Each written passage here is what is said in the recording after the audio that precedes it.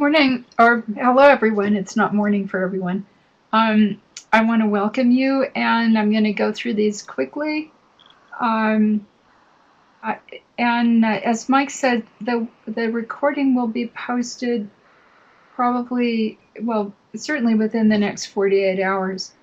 I want to remind you that on our community website, there are a lot of resources for you that are free. There's the discussion, which you need to be registered for, but you can ask questions, get answers. You can also check out the questions and answers without being registered. There are links to more than 1,000 curated resources about caring for collections, and all the past webinars from Connecting to Collections and Collecting to Collections Care are available in the archives. And so please make sure you use those resources. We also are on Facebook, we're on Twitter, and there is an announcement list which went crazy last on August 2nd, but it's corrected.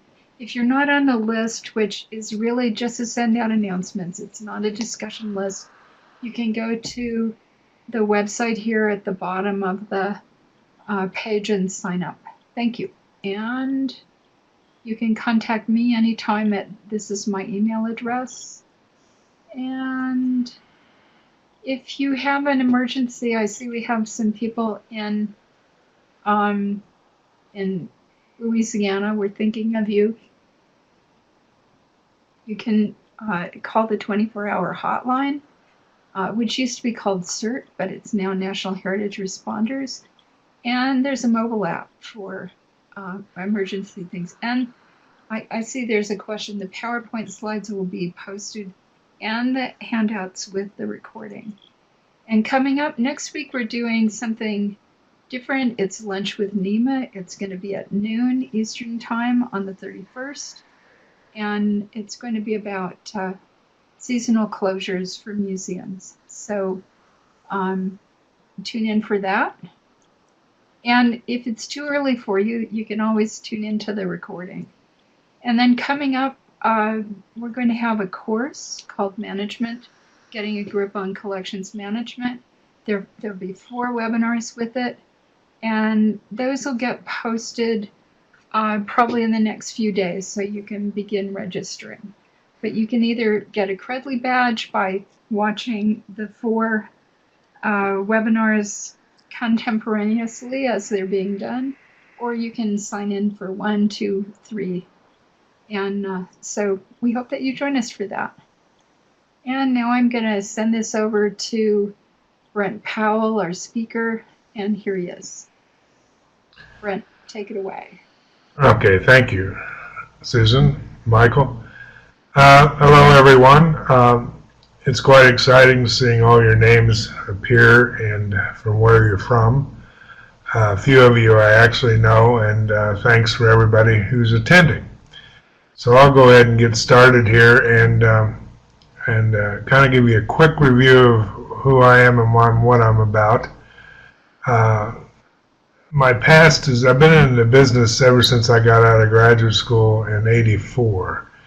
And I've been working at several different museums and commercial firms around the country and overseas. I mean, I initially got started with working at a company in Kansas City, Missouri called Smith Kramer Fine Arts Services, and we made traveling exhibitions and toured them all over the country. Then I was fortunate enough to work at Nelson Atkins Museum in Kansas City for over 12 years, and that's pretty much where I've learned my basis and my foundations. But as I traveled, I then went overseas and worked in Australia in a private company, and then also at the National Gallery of Victoria.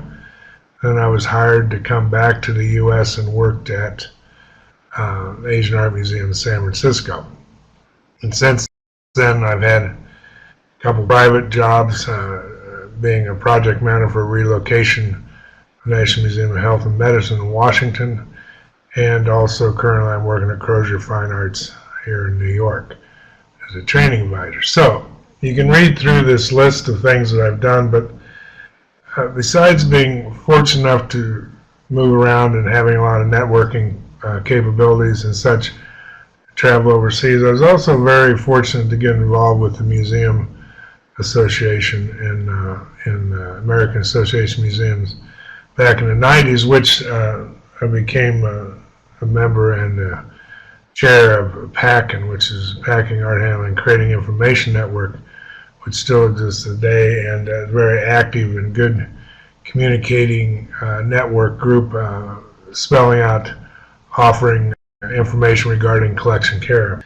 But so over the years, again, I've been very fortunate. I've been asked to do conferences, and I've organized a lot of regional conferences, national conferences, and such, as well as being asked to co-author on some books, and most recently, the book that I've just put out myself this last year called Collection Care, an Illustrated Handbook for Care and Handling of Cultural Objects, which is published this last November and is doing quite well. And thus, this part of this is the reason why I'm doing this webinar now. But you'll get the flyer there. You'll see the flyer.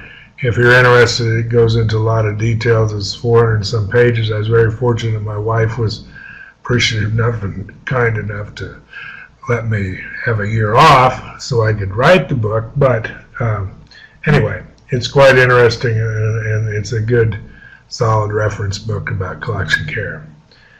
And the other things I've done has pretty much all been around collection care over the years and working with museums and stuff. I've always enjoyed teaching at places where small museums have came to and wanting to know information, because it's real interesting to see what people are about, what they're like, and what their collections are.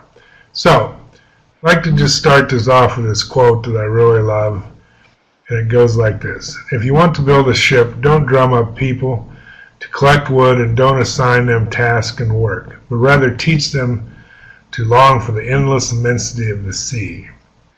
Now, the importance of that is you need to be thinking in the big picture all the time and getting people involved.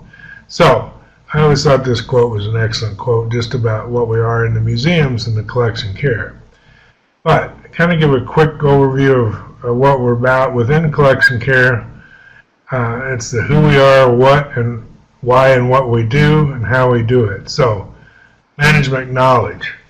Management knowledge involves the people who are in charge of managing the collection care. They need to continue to promote best practices in the profession and of the staff that they hire. Professional purpose, train and develop staff in best practices, moving and handling the artwork safely. Staff with a professional attitude promote the care and understanding of collections. So again, it's always pushing this idea, and there will be several times I'll repeat things, especially about management, because I've been a manager over the years. I know how important it is to make my staff working together and get them to work together, and as a team overall within the different groups in the museum. So it's a very important thing, but anything I repeat, the reason I have it in there more than once or twice or whatever, it's because it needs to be worth repeating. So anyway, I hope I won't bore you with some things, but some things just need to be repeated. So, institutional mission and conservation. So, we're all in the museum's mission is to house and take care of these objects for future generations. I mean, I've always found it out. I know a good friend of mine in Chicago, and I always spoke about what a great thing we've been able to do in our lifetime is work in a museum and help promote and take care for these objects and give them to the next generation of people, and look back and see how people have done it before and hopefully how people will do in the future. And that goes into the next subject of the changing industry. Techniques, material, equipment, training are constantly changing. So thus, the labor needs within a museum and stuff need to be kept abreast of this. So, all aboard.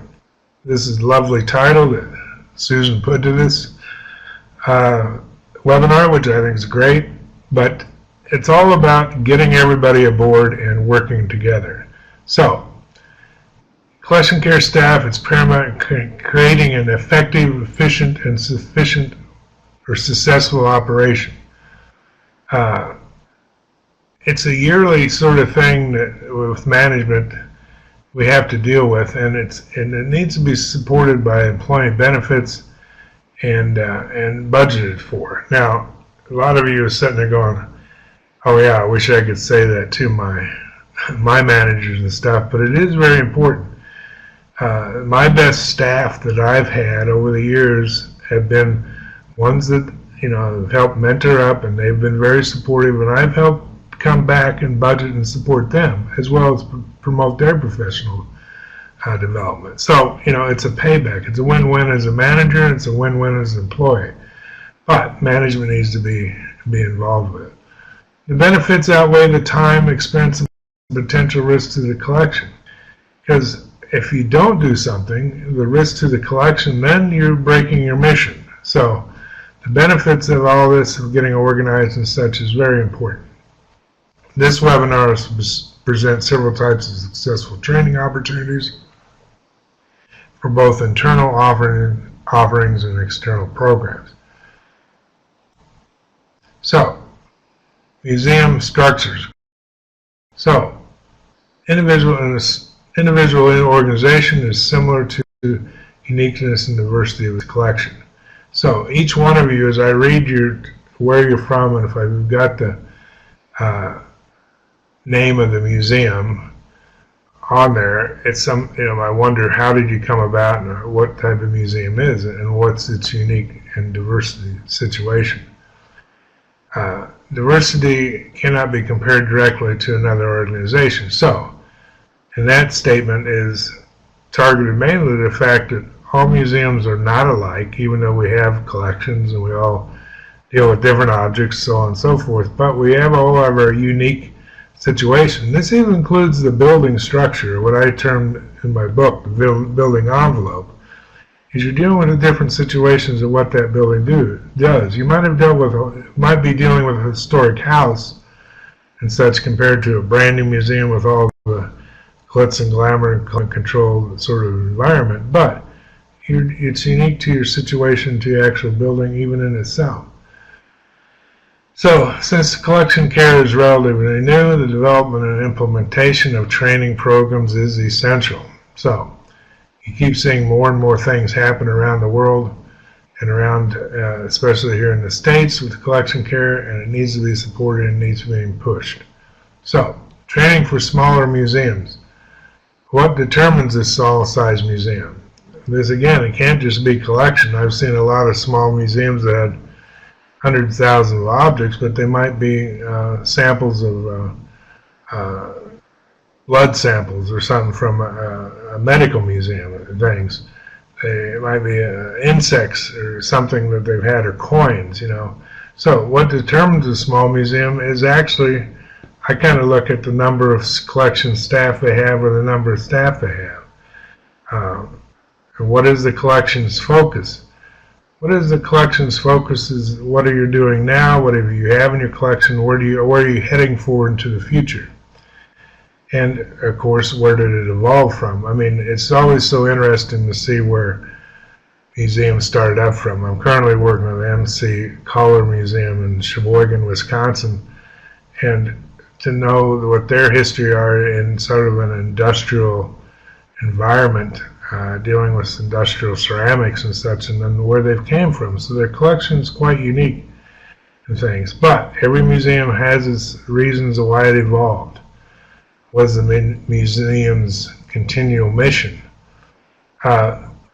Museum missions sometimes change, mainly because of financial support or philanthropy that comes and goes, but it needs to be dealt with, and you need to see what its continual mission is and how is this museum supported financially. It always comes down to money. When we're starting to talk about the who, what, when, where, and why of the world we live in and collection care and museums, it's always interesting to see how a lot of it comes back to budget and money.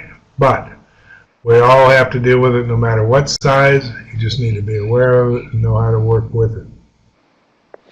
Okay, hi, Brent. This is Mike Morno from Learning Times. I apologize for jumping in here and interrupting. We're going to do a quick change to the audio. If you could please dial the phone number that I've provided for you. We're having issues with your microphone dropping in and out, and so for our audience, I apologize for this impromptu break. We're going to Back on. Thanks everybody for your patience. The last slide I'm backing up here was talking about museum structures and collection care divisions. What I was talking about is, every institution is unique, and the diversity of it is based on the diversity or uniqueness of the collection. So, also diversities of the collections cannot be compared directly to another organization.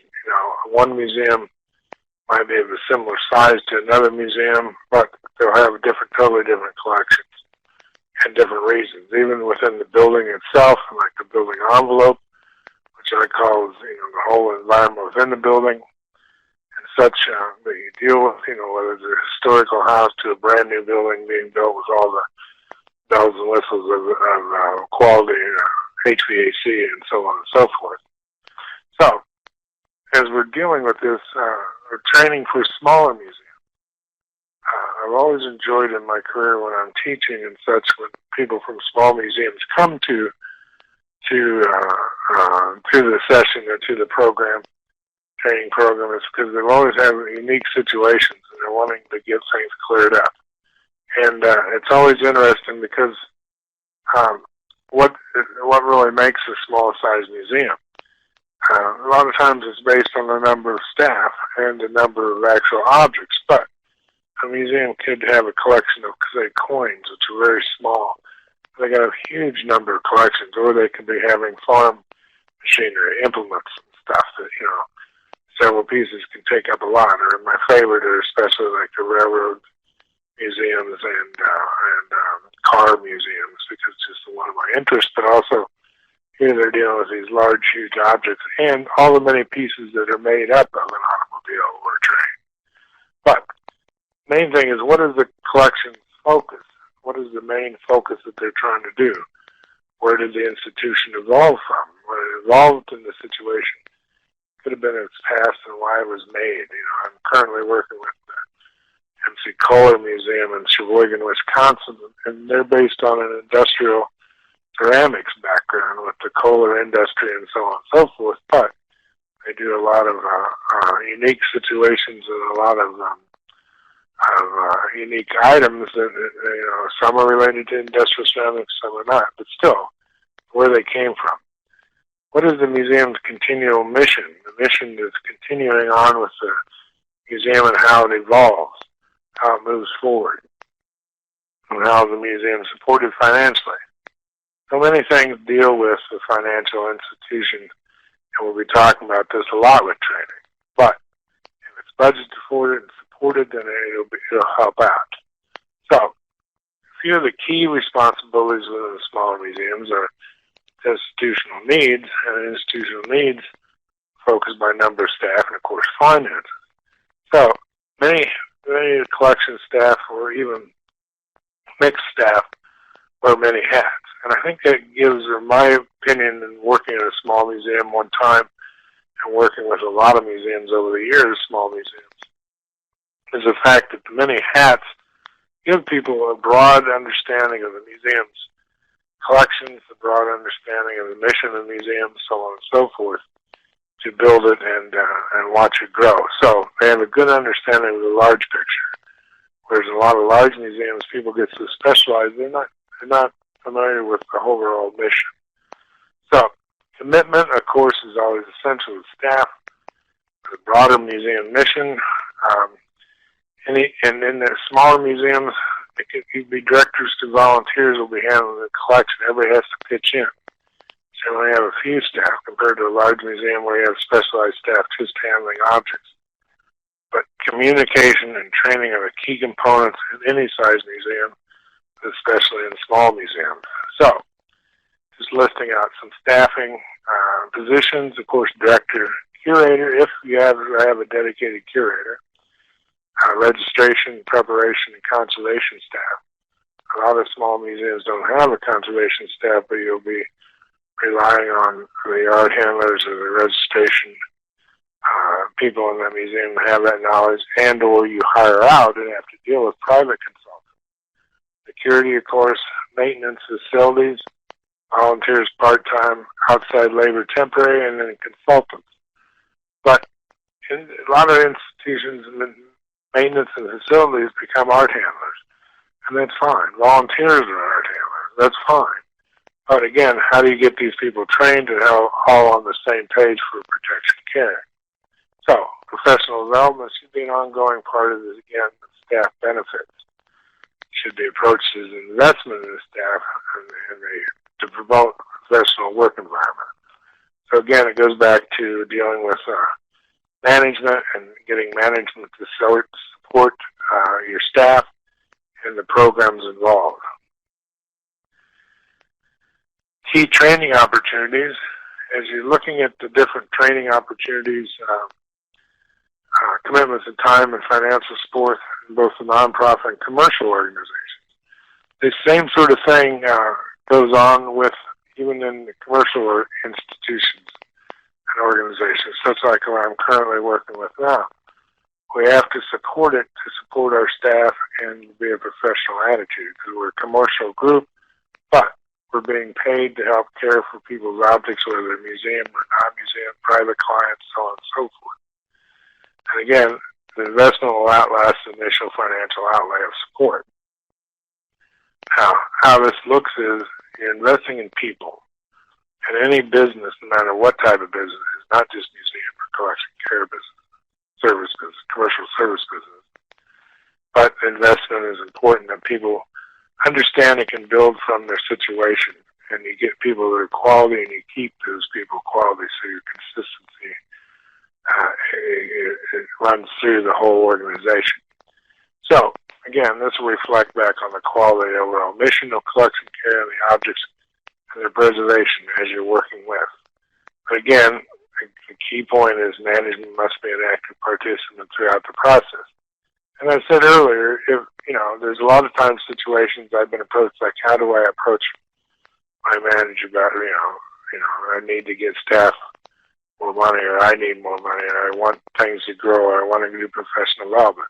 Well, it's not always easy, but you need to keep working on it and prove why you need to go to this session, or why you need to promote this professional care within a museum.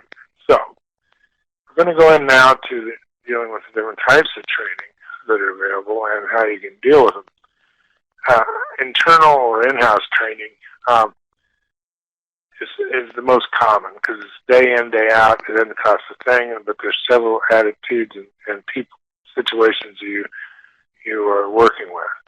So whether you have volunteers or whether you've got full-time staff members, you still can make these approaches work. So there's various approaches you need to be looking at until we find, and we'll be reviewing them more here in a minute. Some museums already have extensive programs which are supported. I mean, you can look around and see, and even companies will have extensive programs, but they've taken this on and invested. Now, if your museum, like a lot of them, don't have this or are just developing programs, seek out these other museums and such of a similar size or even larger, smaller or larger, and see what they're doing and, find out your interests. So see what somebody else has done and see if you can adapt that. But again, support is essential in creating the best professional knowledge for all staff. So again, on-job training is pretty much as it says. It's common training on a daily basis. Now, your staff and your managers, as you're working, you need to promote and set this tone of atmosphere, in your daily activities. And I mean everything from attention to detail, to cleanliness, to here's how we properly handle these objects within the situation. But it's an attitude. It's an overall tone and atmosphere within the working community. Communication of these activities must be clearly stated and monitored as they're undertaken. So, communication is a huge key, as we all know, in getting things done and getting things correctly. So, as we're working together,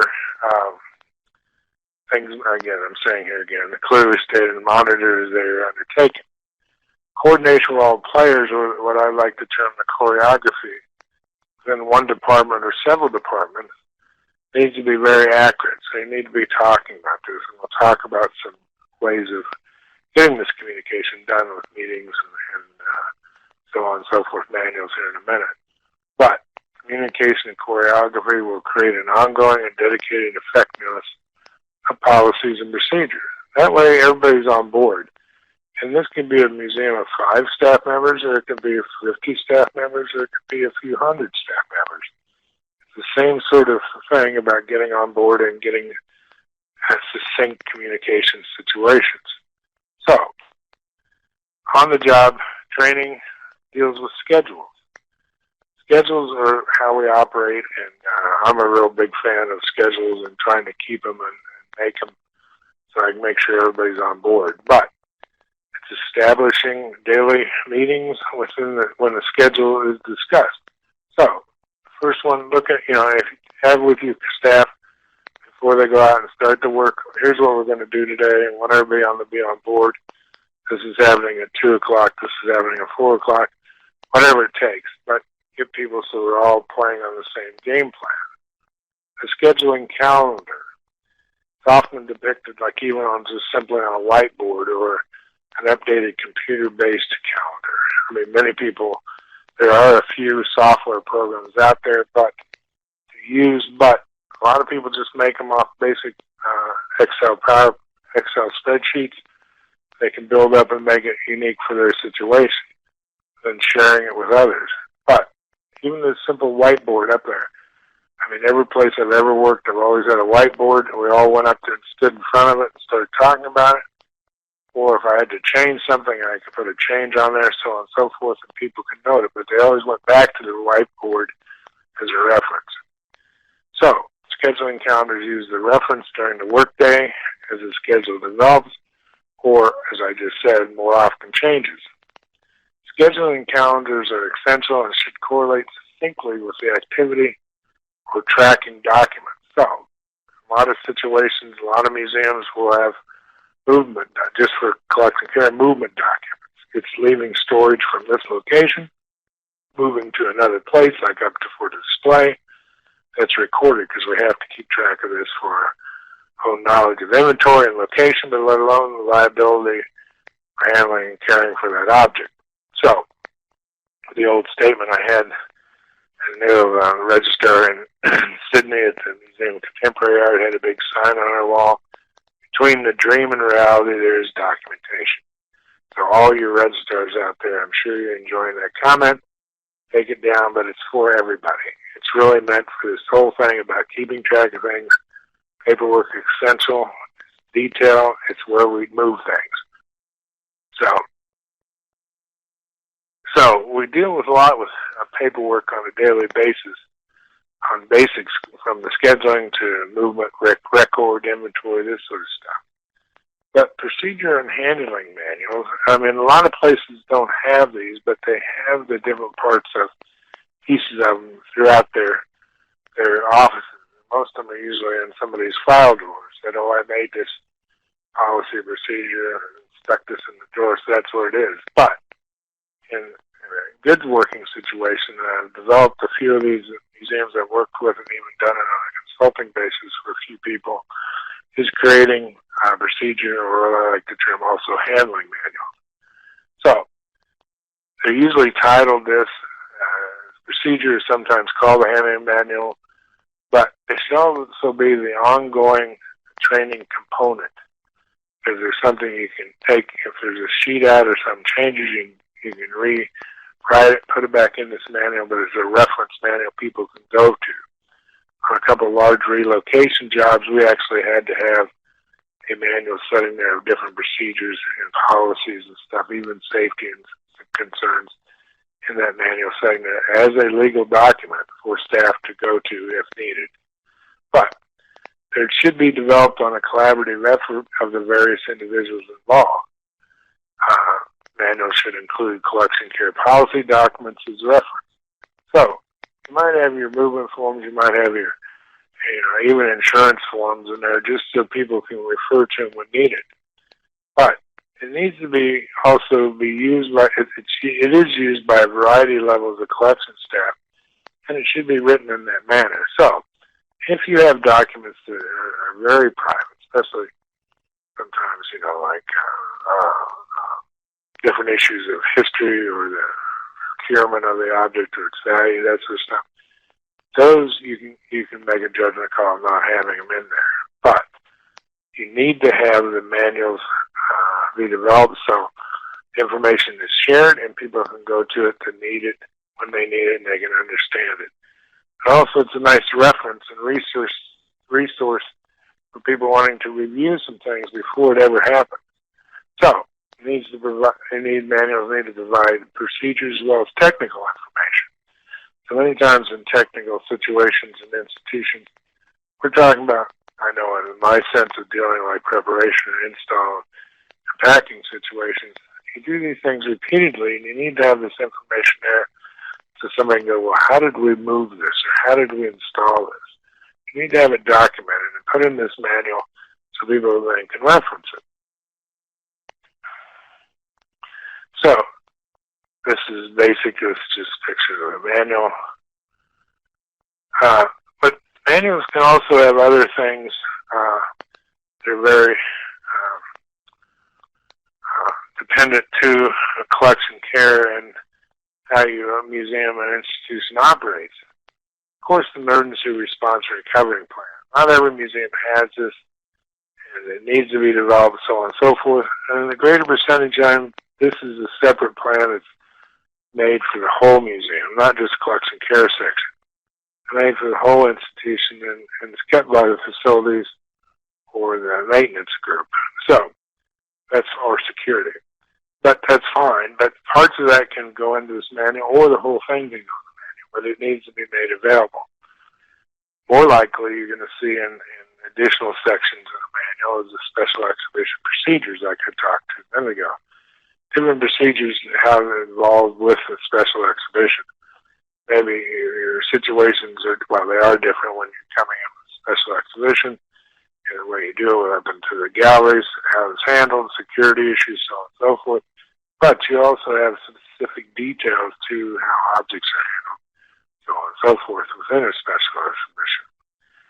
Other site locations, you can deal with the different situations like outdoor sculpture, display gardens, government houses related to historical houses, facility, and of course, off-site storage facility. When I worked at the National Gallery of Victoria in Melbourne, we had to service the regional galleries within the state of Victoria.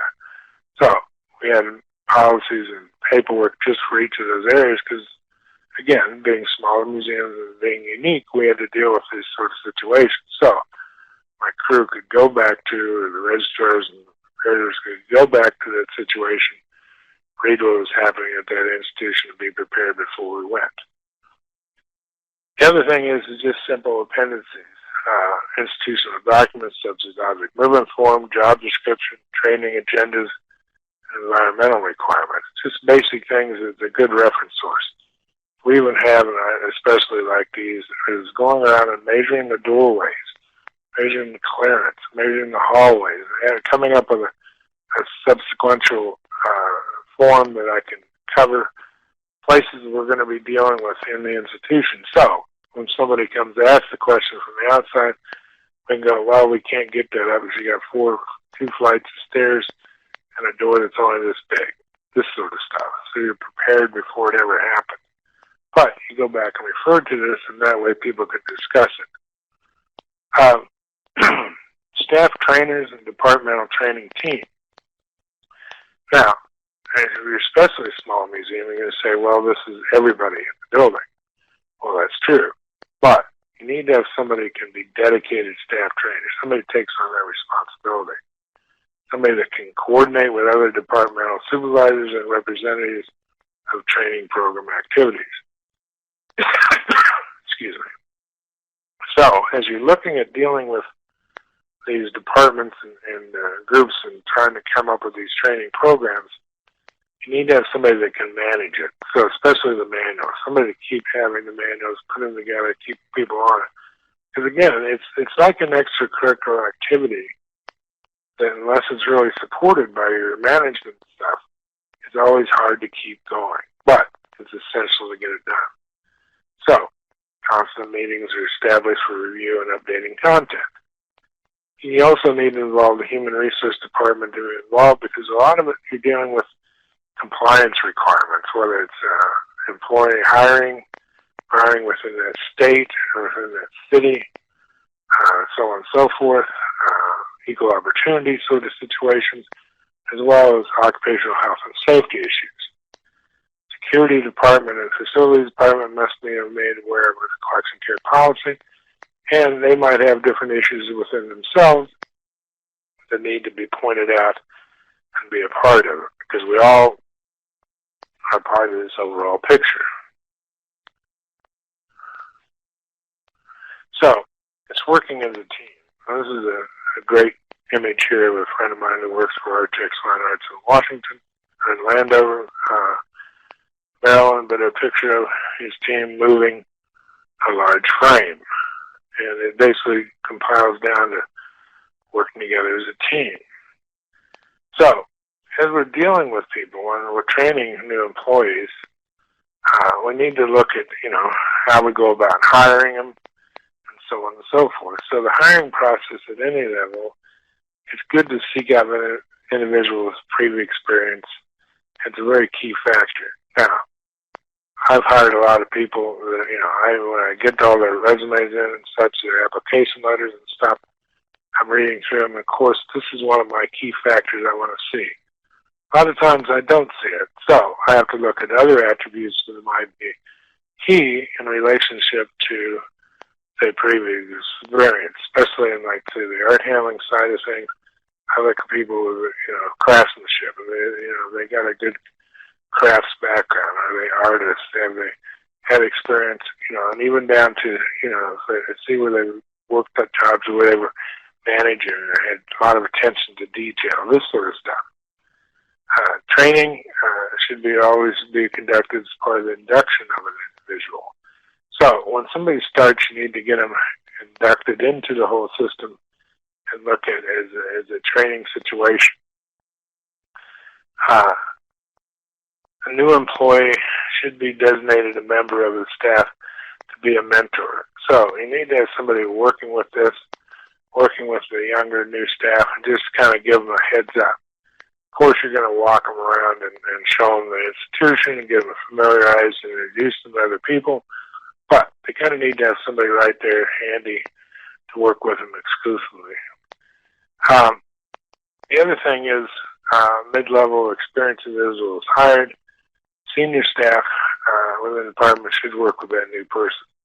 Because you're getting somebody that has a lot of experience, they need to come on and jump right in with somebody or senior level to keep them moving on and getting them prepared to be within the group. This picture I included when I was at the Asian Art Museum in San Francisco.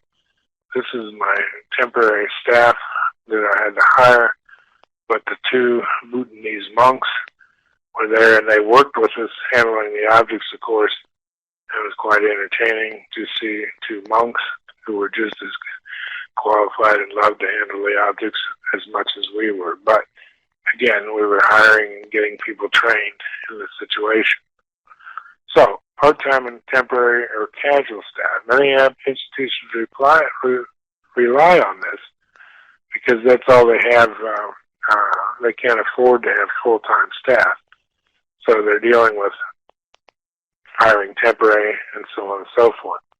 But when you hire to fill these, staffing needs to be a specific or term project, and seeking individual with previous experience is not common, but again is a key factor. So a lot of situations that I've had 25 or 30 different people on a relocation project that were temporary part-time people for the project. I always try to hire them with people with some experience and a good lead so we can work them together and fit them together. And it's a challenge, but it's very accurate. Now, a very small situation you're looking at, say, your volunteers or people that are coming on board for a period of time, you're dealing with that same sort of structure, looking at people to get them on board. You're having to look at them and say, okay, I need somebody with some experience, or I need somebody that's good at craftsmanship. So maybe a carpenter or somebody that's a cabinet maker, compared to, just hiring somebody off the street that, can drive a truck well, but I'd rather have a carpenter than a truck driver, this sort of stuff. The human resource department needs to be involved in all hiring and training programs. Distinctly, because of different employee regulations, my hiring of temporary people and casual staff has always had a huge regulations on it, whether I was working for within the state institution, city institution, or private institution. So you need to understand that, because if labor laws are labor laws, and if you're not sure, you can always look up online and find some of the things out, but within your human research department, work with them to help make sure you're doing things correctly. So, again, training conducted as part of the induction. So these new people come on, get them involved in it, and give them a situation. Create a dedicated meeting prior to work commencing, helps give the individual an overall view of the project, and also gives them a chance to introduce to these people that will be working for it, instead of just bringing them online and having them start to work. On the other gamut is refresher training for existing staff. Now, this is a big issue. A lot of people don't think it's that important, but it is. Excuse me. With training of existing staff, there's always changes with the advancement of research within the profession. So, materials, different situations, different techniques, also with documenting and, especially with the computerized software programs, so there's always changes. So we need to, as we keep improving and changing things, we need to keep our staff informed. So time should be allocated for its dissemination to the staff. So we'll be talking about here in a minute a couple different ways of doing that. But a lot of times people just say, well, I posted this out into an email or a bulletin, or stuck it on a bulletin board. But that's not an approach that guarantees any continuity. You need to be talking to your staff in at meetings to get them involved. And the other thing is, no one is too old to learn again and again and again. Now, what I mean by this is, many times staff say, oh, well, I've heard this before. I've been working here for 25 years.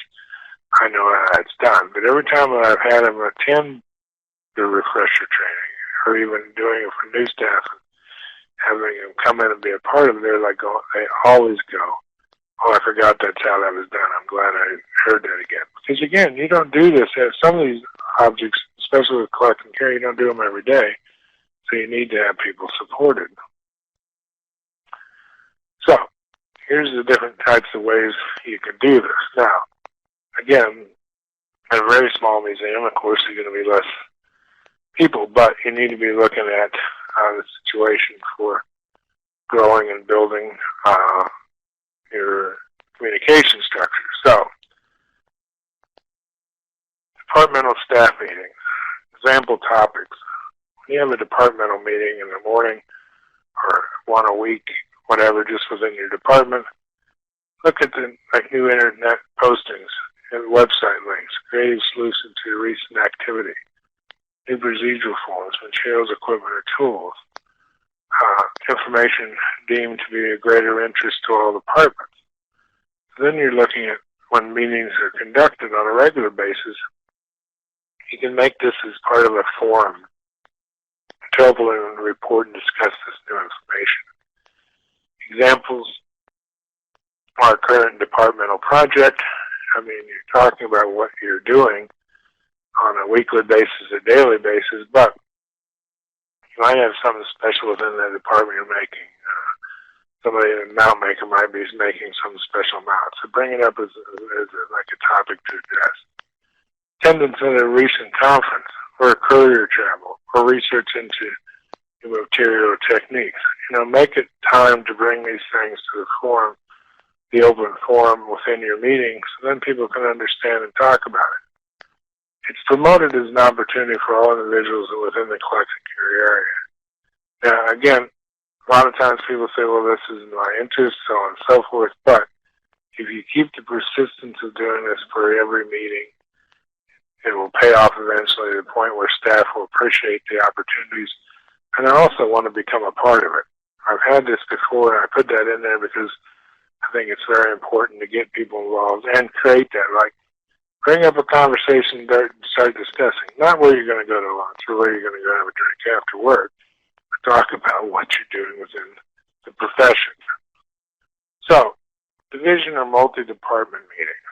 Now, these sort of meetings, you're looking at the overall collection department or in many situations, including, HR and, of course, security and facilities, because you need to sit down and go over this on a regular basis. I know at the Nelson Atkins Museum in Kansas City, we did what we called the Friday meeting. And every Friday, everybody came from all these different departments. We'd sit down for an hour and a half, and talk about the different activities that are currently going on and any other newly acquired ideas or comments that want to be made to be presented. But it became the Bible. The minutes from those meetings became the Bible that flowed around. Everybody said, well, that's what you said in the last Friday meeting. So it's very important because the communication level across the whole museum or the whole multi-departments became very essential. So, again, most of the meetings pertain to the current and upcoming workflow schedule, of course, and in that situation, it's nice to know what security might be having something coming on. Or I know with special events, we always very enjoyed the fact that somebody's going to be bringing food into these galleries, or they're going to be taking up the main hall, where we're going to be up there moving crates around. This sort of situations, it was nice to know this beforehand, so you can plan and work together and work around each other's needs. Second part, managers can report of current activities within the department. So, again, managers can sit there and say, well, here we're doing this, this is what we're actively doing, here's something that, we've created new. So it gives everybody kind of personal time to, fluff your feathers and smooth out what you're doing and make it important. So, but basically, all in all, it's an excellent opportunity to share with the entire group one of those weekly staff meetings. Presentations to museum staff and the public. Now, a lot of you think well, what am I going to do? Have time to do this, so on and so forth.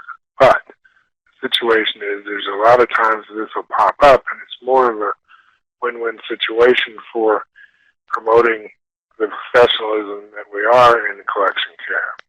So, on occasion, an interesting topic for presentation other than museum staff and the members of the public. So, somebody's went somewhere, they want to talk about some current new project at the museum. It can be real interesting to bring it out to all the museum staff, get your auditorium or your situation, invite everybody to come. And also then sometimes take it to the public. The public loves to know what's going on in the museum, not just the patrons, not just, the different people involved or volunteers and stuff, but it gives a lot of the public an interest in hearing what it's about.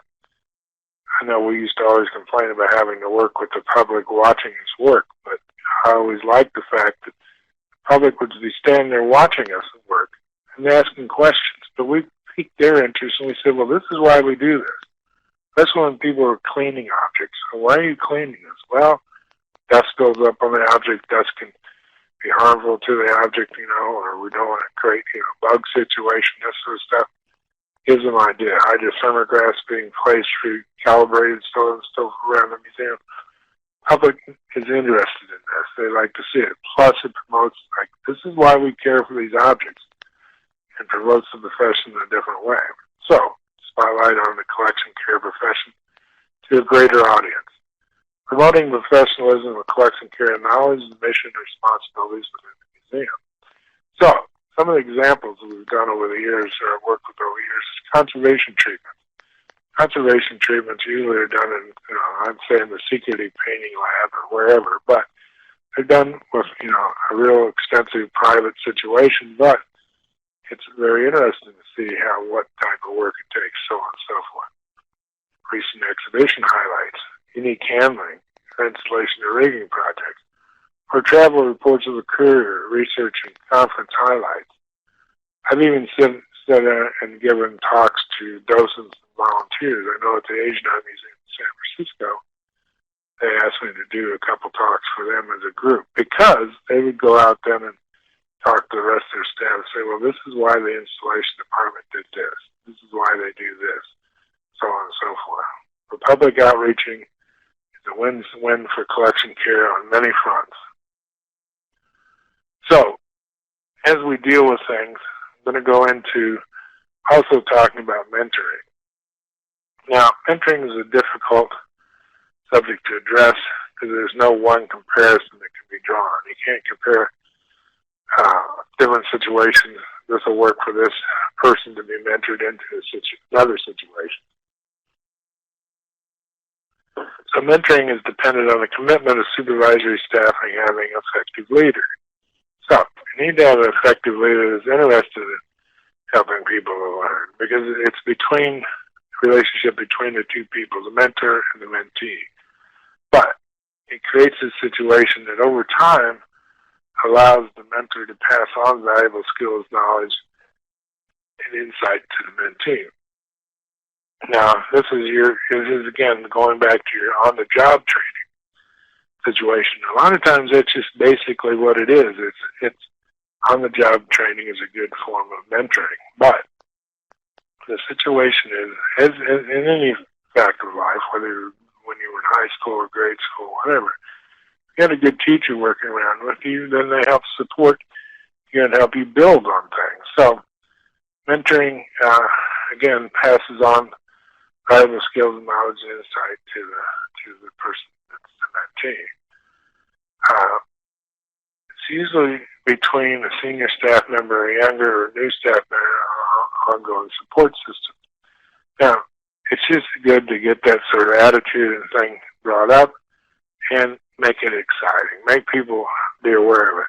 Even into the fact that when you do performance reviews and such, have it in there as like you're a team leader. This is something of quality you can get and be involved with. I know in the commercial setting, I recently rewrote a lot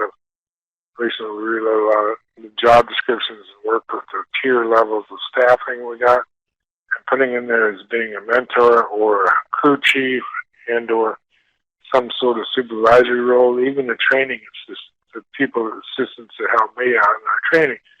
Give them these roles, give them these sort of titles of focus, and it gives them a responsibility to take on and build.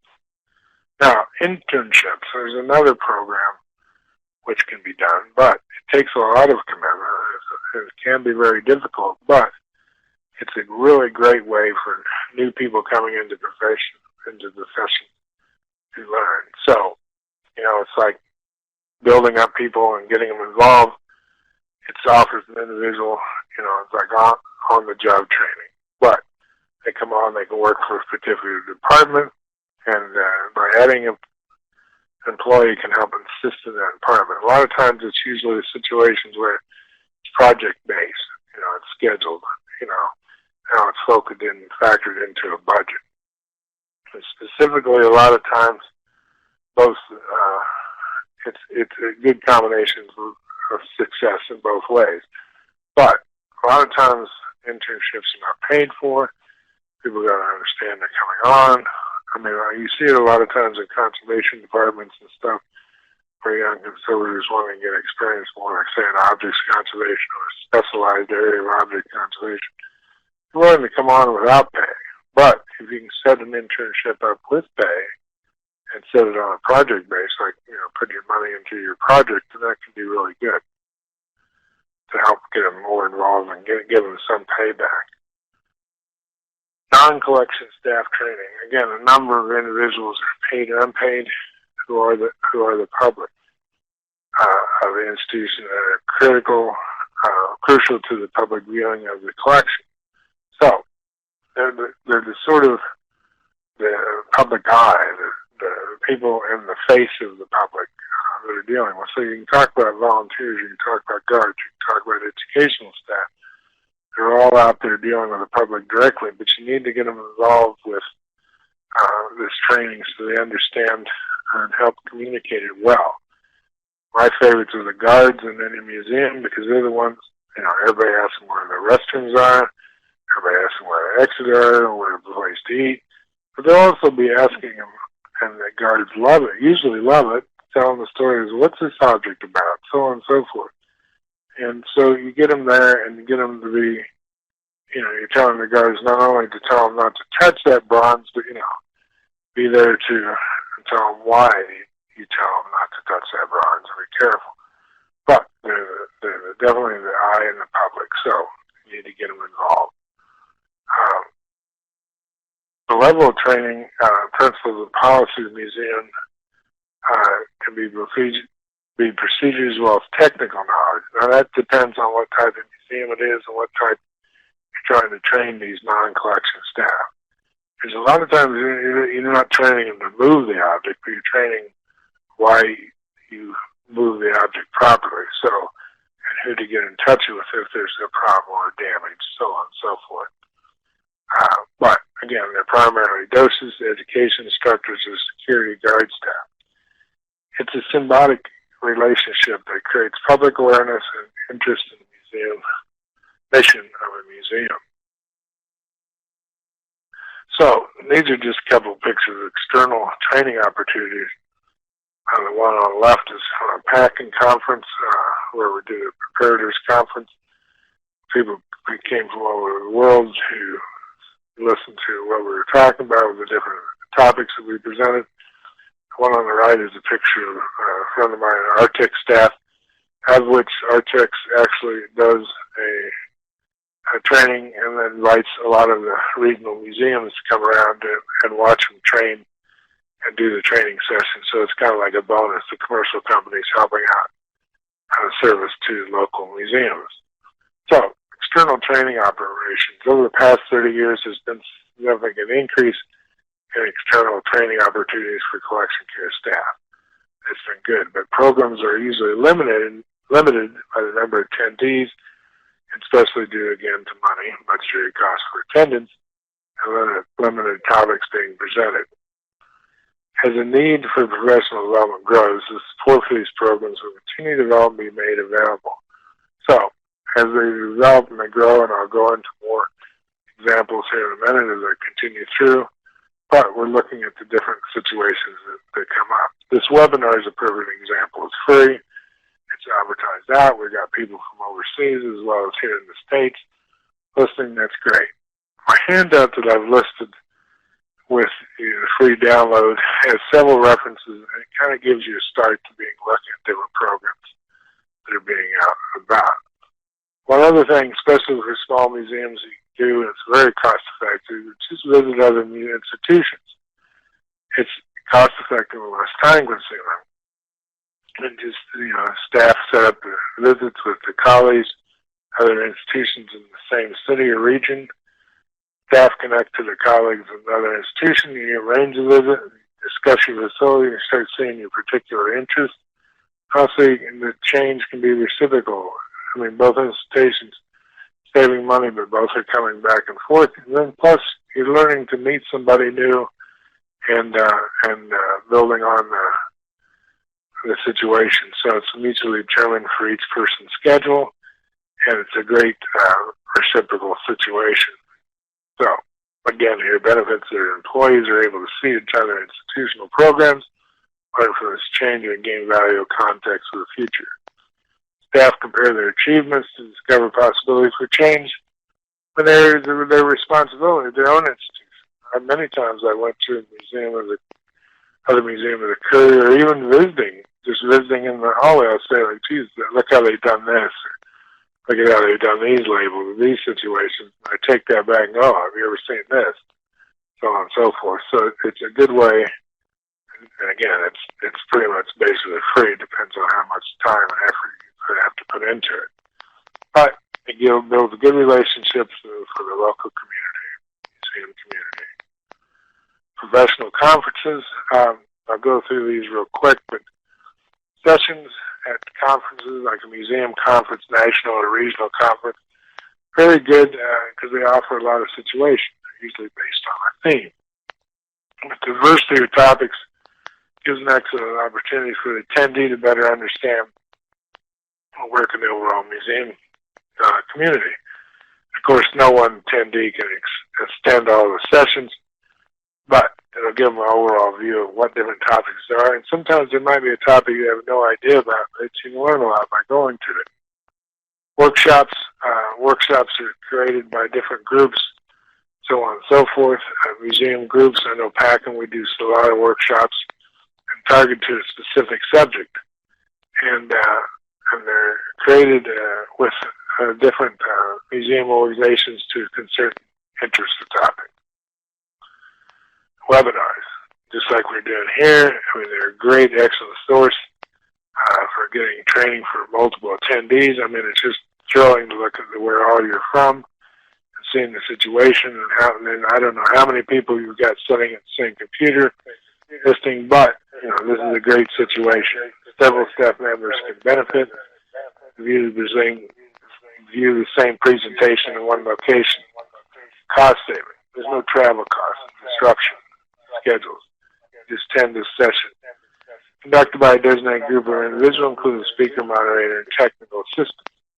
But it's quite amazing when they first started coming out with webinars, we first started doing them with AAM and through PAC, and it was quite interesting to think that, you know, we were always so hands-on, especially from preparation and art handling side of things, the collection care side of things. But the amount of people we were communicating to in like our situation today is pretty astounding. Private consultants, training within the institution. We've got 3 formats listed here, but I'll go through them rather basically.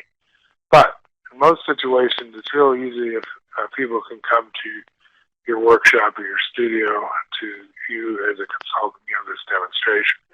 A lot of times we do this, like say with forklift training, a situation. We'll go to an actual place that has the forklifts and trainers on site so we can have them do them there because it's so hard to bring all that sort of stuff to a place. But it helps to have a designated facility, consistency of space, of course, with equipment and things needed to do this training, and it assists in reducing preparation time and expense. Format 2 is training provided at a designated facility. So this allows like the trainer to come to the site, particular museum or facility. This way the attendees are there, but the trainer comes to that site. Now I've done this here and especially overseas a lot because I can say, here's what I need. Do you have this? And I'll come to the site, to the training session and do it there because that way it reduces all the cost travel expenses of the attendees having to come to, say, my facility, my site. But the thing is, you have to prepare and work and plan for it. But it gives a lot of people a chance to come to it. Similar to the webinar situation, it gives a lot bigger opportunity for people to come to a place if the person bringing the information is the one coming to that show, so to speak. Third one is dealing directly with an institution, facility, and staff. So you're dealing for programs, you're hiring a consultant to help work with managers and research their policy procedures, even create manuals and stuff for what they need in their place. Because, again, this is a curricular activity, a lot of the training and such, so sometimes it's easier and more cost efficient to hire a trainer to come in and do this. Again, I'm currently doing this with the Color Museum in Sheboygan, coming in and spending a few days working with them. I've done this as well overseas, but you get in there and you give a lot of attention to a specific subject, and your staff don't have to go away, and it's geared specifically to that museum. So it's a value aid for creating a training program that allows the program to develop in a shorter, focused time without disrupting staff activities. And it's focused to the staff activities. Occupational health and safety training has this subject pertain to the care of collection objects in the workplace. Well, the health and safety of your staff members means they're going to be in better condition and in a working, safe environment to care for themselves. And if you create the health and safety issues with the type of equipment you use and follow the regulations and stuff, then it's easier and more protective for the object. But it's something that's required by law, and you need to work with OH&S and any of the groups that you know of. And most of your information comes through your facilities, your maintenance department, security department, whether an institution even small. But get those people involved so you know what you're doing and doing it correctly. The challenge is develop a program specific targeted to benefit collection care staff and specialized as how to care for the objects that they care for. So, in most situations, it's really hard to get a good, there's no general good working OH&S systems around because they're made more for like repetitive sort of training, like repetitive lifting and stuff. And in a museum, you do diverse sort of situation. So there's several good books, and there's a good book listed. Your reference list that'll help you find more information out about that. So the old saying is, if you can't help it, the load is too heavy. Basic stuff. Always be thinking of benefits. I'm coming here toward the end, but this article by Helen Alton takes a staff to care for collection. Every museum, from a small county historical society run by volunteers to major metropolitan fine arts museums with a multi-million-dollar endowment, has one thing in common: a collection care that needs constant care. So this statement, if you can read it later, but it's a very excellent comment that Helen's made throughout. But it's just dealing with the responsibility and the focus of people caring for collection, whether it's the maintenance person dusting, and sweeping the floors all the way up to the guards, through everybody throughout the museum that's required to be part of the collection care. So read this. It's a very nice comment, nice statements on your resource list. But again, in ending, it's going back to the statement I said, if you want to build a ship, don't drum up people to collect wood and don't assign them tasks and work. Rather teach them how to long the endless immensity of the sea.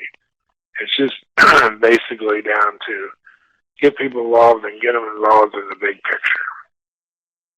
Closing remarks. May seem daunting at times working in a small museum, but there's always ways to outreach and ask the questions you need to be answered. So, if you've got an idea, work on it. Look out. Ask and outreach. Remember, there are others that are thinking the same, to ask the same question just down the road or sitting next to you in a conference. All collection care resources are a network of knowledge which needs to be willing and needs to be shared. So, I'll end this here, and then I'll let Susan take it back over. But Susan and Michael will take it back over. But if you have any questions about the webinar, please feel free to contact me.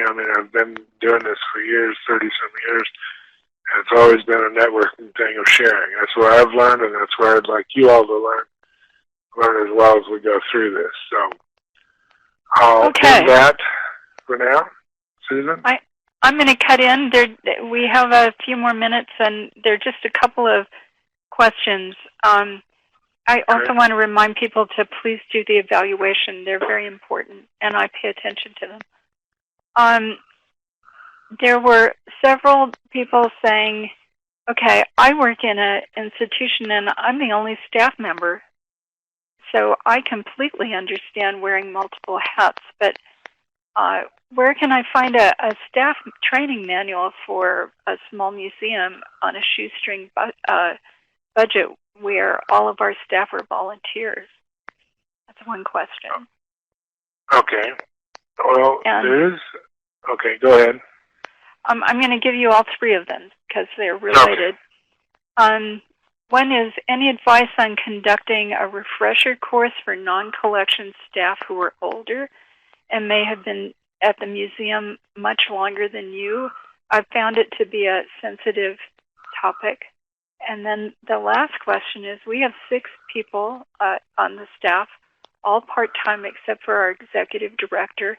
I invited everyone who wanted to participate in this webinar. No takers. It's very hard to get the staff that think they have nothing to do with collections involved. What do you do? So those are the questions. I think you could answer them all. Okay. Well, there are three very good questions, and again, it depends on the size of the institution. But going down with the fact of small museums, because that's what we were targeting, I needed to cover everything so you can see what will work in a situation. Now, for you at a single staff museum in a volunteer situation, you're going to have to take it upon yourself to create these meetings and insist that people come. Now, that's not always easy, but as you promote it and you promote out the fact that this is what we're here to do and such, it needs to be supported by any of the overseers or trustees all the way through and promoted as a working effort to help everybody within the institution.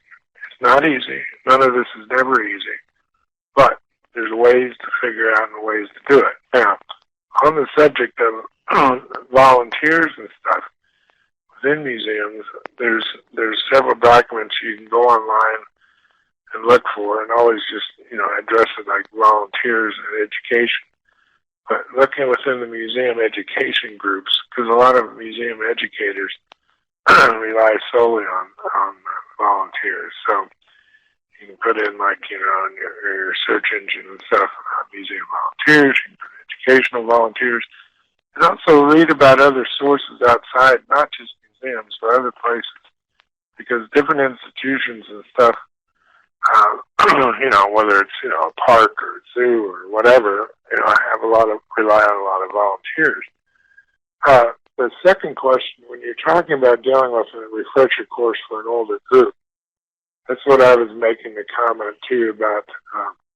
You have to be persistent, because a lot of people are just like, well, I've been here, or, you young thing, you're telling me I've been here for so many years. Well, that's human nature, okay? You're dealing with people. So as a person managing or a person that's trying to lead or shape this, you just have to be persistent. I mean, not bullish. I'm talking about persistent. Present them with why they should come, and why you're trying to make this an effort, and why you're trying to make this important effort within the institution, or, whether it's a historic house or a small parkland and stuff. I mean, I can understand, because it's hard on a large scale level, it's hard on a small scale level, but you need to get people together. I mean, this is going on jump big step, but it's like PTA groups, or teachers and parents working with different organizations within elementary or secondary school. Trying to get things together and get people to volunteer and come together, it's always hard, no matter where you work. But if you've got a goal and you've got an idea and you want to put the people together, and you can involve it around collection care, because nobody will admit that they're not there because they don't like the objects or they don't think that you should take care of them. But you have to really be persistent and say, I need to have everybody come, put this together. And yes, there'll always be the resistance, there'll always be the him and hawing and that sort of stuff. And I guess from my standpoint, I've done it so many years pushing people, but I've always felt it's like, okay, I've got to make this work, and I'm going to get people to come, and then I get them involved, and before you know it, they're standing going, geez, why haven't we done this before? This sort of stuff. And I know it's easier said than done, but it's really important that way. And then the last question was what again, Susan? Can you refresh me? We have a small staff, and I tried to get everyone to participate in this webinar, but we had no takers. Oh, yeah. What would you do? And then we've got about 3 more minutes. Okay. Well, again, that's, you've got to promote it. You can say it's a requirement. You can, it's not like offering, saying, okay, here's a free lunch if you're coming to this. But there's ways of, you have to be persistent with it, and then discuss it. So, say if you have 5 people who should have attended, maybe only 2 came. Next time you have a group get-together meeting, say, the other day in this webinar we had this. We discussed this. Or say that this webinar was good and I want you to sit there and listen to it, so I'm going to take the free copy off. I'm going to sit and redo it again. you know, I mean, again, it's persistence. I mean, not being bullish about it whatsoever, but it's, you know, you got to get people sold over to being a part of it, and they are a part of it. That's the thing. They are a part of it. So anyway, Yeah, send me so, an email if you got any more questions on that. I'd be helpful to work with you on that. right. And also remember that there are over 100 webinars in the archives on the Connecting to Collections Care website. So feel free to look at those. All of our resources are free, and they're there really for small, mid-sized museums, so they're curated to be appropriate. So thank you all, and I hope that we see, and thank you, Brent, and Mike, and I hope that we will see you next week for Lunch with Nima at noon Eastern Time. So thanks. Bye-bye. Thank you, everybody. Bye. Bye.